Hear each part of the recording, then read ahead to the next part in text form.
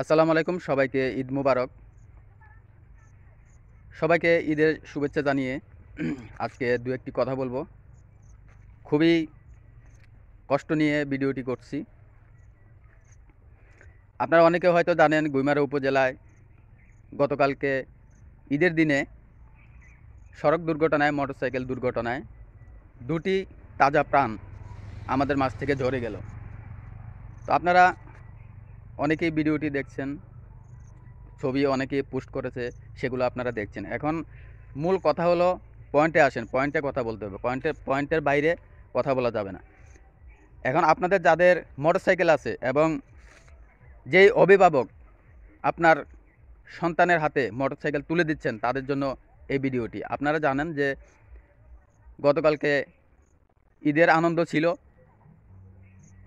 ঈদের আনন্দ করতে গিয়ে দুটি প্রাণ দুর্ঘটনার শিকার হলো।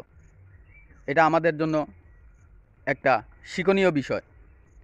আমাদের সন্তানদেরকে আমরা যারা মোটরসাইকেল দিচ্ছি, তাদেরকে একটু সতর্ক থাকতে হবে, একটু খেয়াল করে আপনার সন্তানকে এই মোটরসাইকেল দিতে হবে। আর যারা অনেকে মনে করেন, আমার ছেলেকে আমি মোটরসাইকেল কিনে দিয়েছি, আমার ছেলে মোটরসাইকেল চালাচ্ছে, এটা আমার জন্য অনেক গর্বের। আসলে কিন্তু গর্বের বিষয় নয়। আপনাদের একটা জিনিস বোঝা উচিত যে আপনার সন্তান আসলে কি তার ভিতরে কাণ্ডজ্ঞান বলতে কিছু আছে কি না, সেই জিনিসটা আপনার খেয়াল করতে হবে। কারণ যার ভিতরে কাণ্ডজ্ঞান নাই, সে কখনোই মোটরসাইকেল সতর্কভাবে চালাবে না।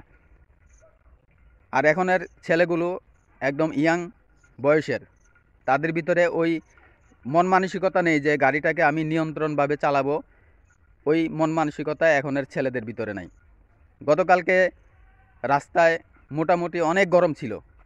যেভাবে ছিল রৌদ্রের তাপ, সেভাবে ছিল গাড়ি ঘোড়ার চাপ।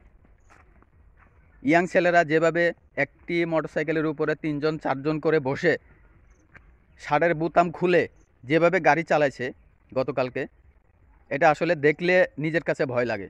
আপনারা জানেন, আমার একটি মোটরসাইকেল আছে, আমিও মোটরসাইকেল চালাই। ওই যে দেখতেন, দেখা যাচ্ছে আমার মোটরসাইকেলটি। কালকে আসলে আমি ভয়ে কিন্তু রাস্তায় বের হই নাই।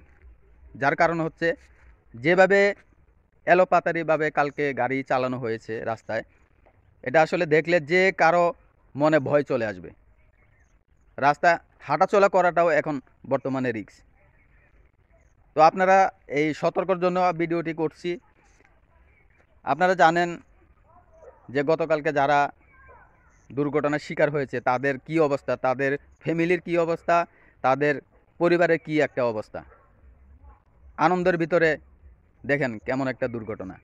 এই জন্য যারা আপনারা গার্ডিয়ান আছেন, অভিভাবক যারা আছেন, তাদেরকে বলবো যে আপনাদের সন্তানদেরকে গাড়ি দিতে হলে আপনারা একটু খেয়াল করে দিবেন যে আপনার সন্তানটা গাড়ি চালানোর যোগ্য হয়েছে কি না, সেটা আপনাকে দেখতে হবে।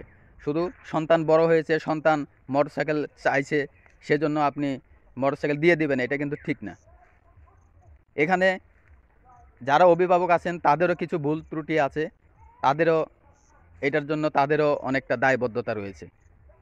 যাই হোক, আপনারা সকলেই সতর্ক থাকবেন, সতর্ক থেকে চলাচল করবেন। সবাই ভালো থাকবেন, সুস্থ থাকবেন, নিরাপদে পথ চলবেন। আসসালামু আলাইকুম।